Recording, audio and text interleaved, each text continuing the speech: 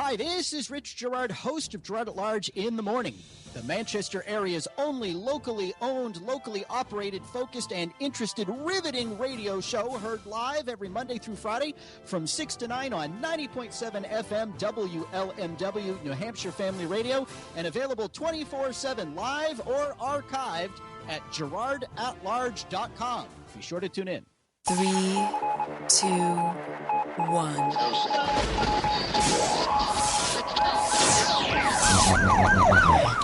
We'd like to welcome you to another edition of GrokTALK, brought to you by New Hampshire's leading conservative blog site, GrokTALK.com. We are your feared, extremist, right-wing, hard-charging, gun-toting, opinionated, outspoken, rabble-rousing, letter-writing, radio microphone stomping conservatives and rational libertarians. So get ready for more news and opinion you could only get from GrokTALK.com.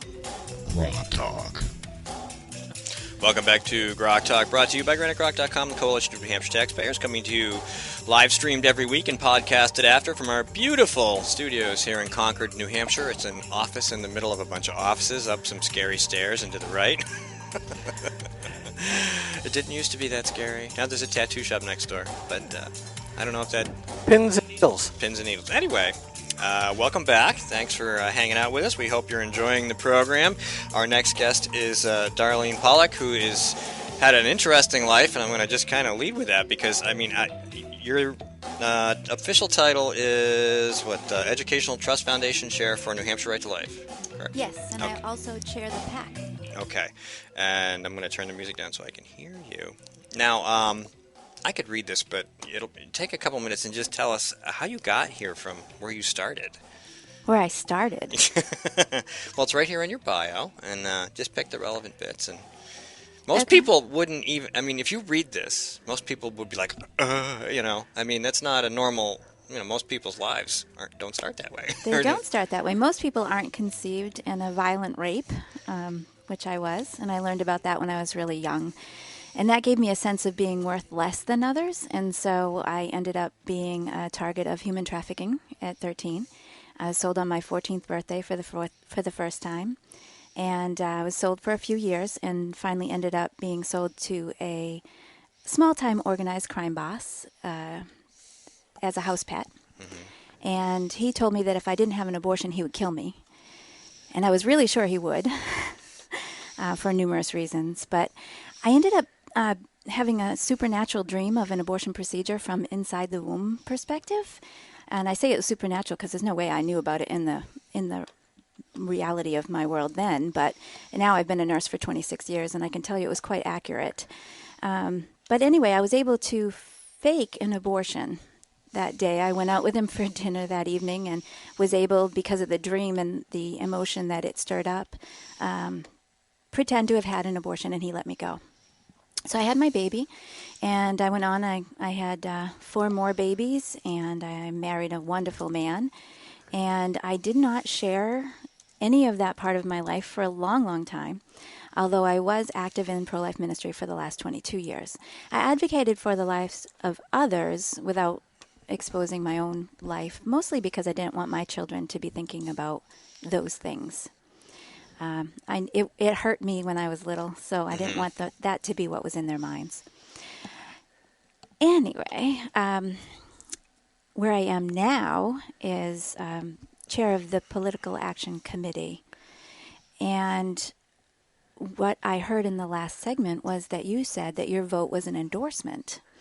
And New Hampshire Right to Life has a long policy of not endorsing.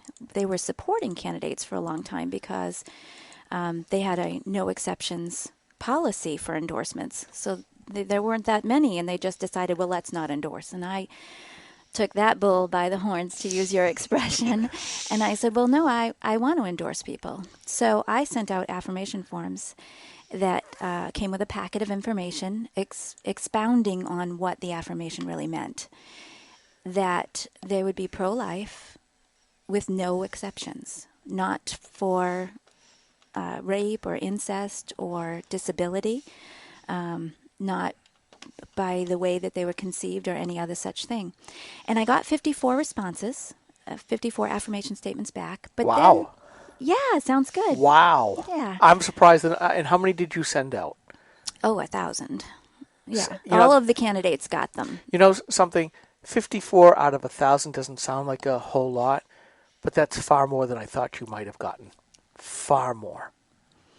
Yeah, it was a great response. However, my secretary and former chair, Bill Smith, also sent out surveys.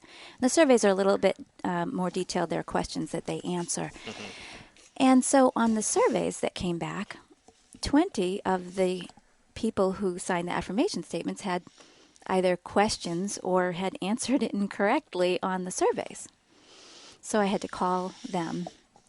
And the responses were interesting because a couple of people were like, well, one in particular said, "Oh, I'm pro-life, with all the usual exceptions, health of the mother, rape, incest, you know." And I went, what's left? If we're talking about abortion, I mean, Right, obviously, you can be pro-life at the end of life, and that's great. But if we're talking about abortion, what else is there? Well, you know, and sometimes it can be a hard decision. You know, I am pro-life.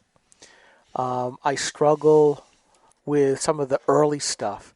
And I have to admit to you, and I say this to everybody when the topic comes up, when it was time for both of my sons to be born, I looked at the doctor and said, if a decision has to be made, save my wife.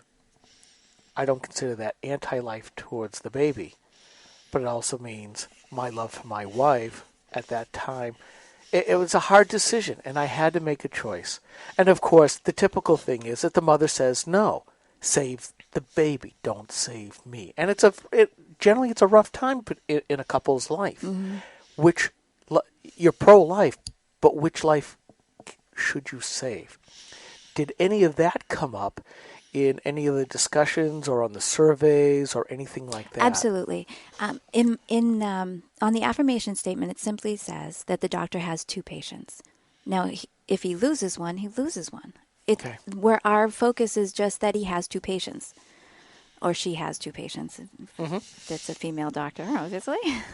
Oh, you don't want to get in trouble for that. No, I don't want to get in trouble for Walking that. on the eggshells. We are not PC. No, we're not. Trust me. Totally not. And if somebody wants to accuse us of not being politically correct, we grin. We don't care about that stuff. But anyway, yeah, it's been I wasn't always a pro-life person, and I didn't pay a lot of attention to politics. I didn't want to have anything to do with it. Those were topics you didn't discuss because you didn't know how to discuss them, you know. But then I learned how to discuss them. And I write stuff all the time just to try to make people think about abortion in a different way.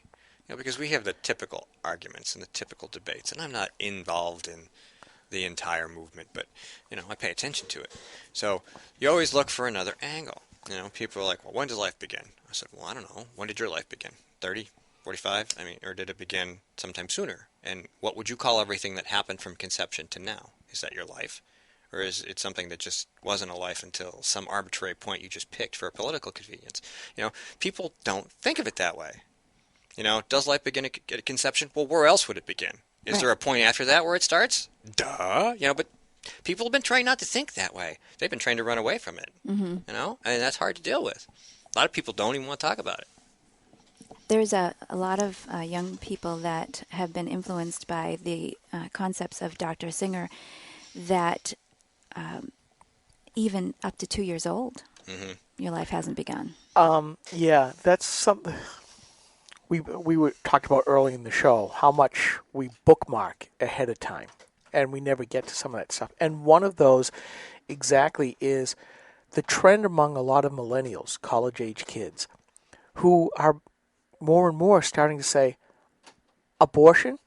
There's nothing wrong with post-birth abortion. Right. And sometimes even up to 7 years old. And I look at this and go, what is our value of life? And now I believe that life begins at conception. There are a lot of progressives, the pro-choice, who believe anytime before that baby's born, it's not a life. It's not sustainable. Well, yeah, guess what? After birth, that baby's still not sustainable and won't be sustainable for a few years until it can take care of itself in the most rudimentary ways. Like, can I get food to my mouth? You know, and all of that stuff. they do have a conscience. We see the studies, the biological studies. They feel pain. They think. They react at far earlier times than what we ever thought before. Again, another thing we talk about all the time, the science is never settled. We find out more and more about this. But I look at these millennials going, I can't believe what you're thinking, that post-birth it's okay to just kill a living being. At that point, there is no trying to scrub it away. This baby is alive. And that's where the Gosnell trials out of Philadelphia kind of went. And, thankfully, that was taken care of, I think, in the right way. There are more Gosnells, just so you know. I'm quite sure, because there is no end to human depravity. Exactly. And there is no end to human self-justification to salve one's own wounds. And this is something that you probably run into far more than we do. We play in the political arena. You're at ground zero in this issue. And what do you run into? We're finding at the other end of the spectrum there's an awful lot of this too, with the elderly and the infirm and those that have lost their cognitive abilities primarily are Dementia. very big targets, because that's what they're talking about is what's the criteria for life, and it has to be based on all these different ethical arguments, and one of them, of course, is that cognitive ability. Can you relate? And once you're beyond that, there are people who are considered post persons. Then now they're not people anymore. Post persons. Post persons. I've not heard that phrase before. Lovely. That's Nazi Germany all over again. Absolutely. Subhuman. That's even worse than subhuman. It is. That's. Right. Well, I was at the delegate convention, the Republican delegate convention, and when Mr. Stapleton brought up his amendment, I didn't think it was going anywhere. I didn't think the leadership would accept it. I didn't think that they would even put it to the floor. And when it passed, I was elated.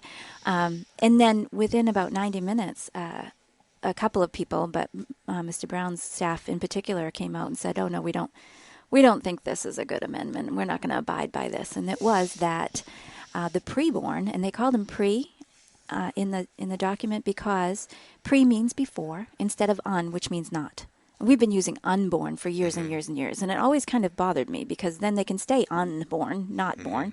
But if we call them preborn, it just means before. It's like prepubescent, before puberty, whatever. It's an easier term that means what it says. And then the preborn have the rights and privileges according to the 14th Amendment of the Constitution.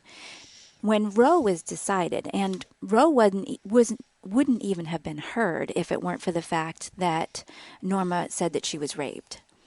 They wouldn't even have heard it. It was just not going to happen in Texas. But they employed a confused compassion that said, would you make this woman who's been raped carry this baby? It's a baby. So it's a confused compassion. We're going to kill the baby because a woman shouldn't have to carry the baby. It's a very temporary situation to be pregnant. Trust me. I've been pregnant. It doesn't last forever. It feels like forever, but it doesn't last forever. I have 3 kids. He has 2. We're familiar with it. We're not women, but we were there. Yes. Well, what we get is the flip side is that you never stop being a parent. Right, but if the fact that the child is there is bothersome, there's always the adoption option. It's an option we can all live with, right? Correct. Okay, but I can't remember which justice it was, but in the decision, it specifically said if the right of this baby, this conceived human being, is conveyed according to the 14th Amendment, then abortion would be no more.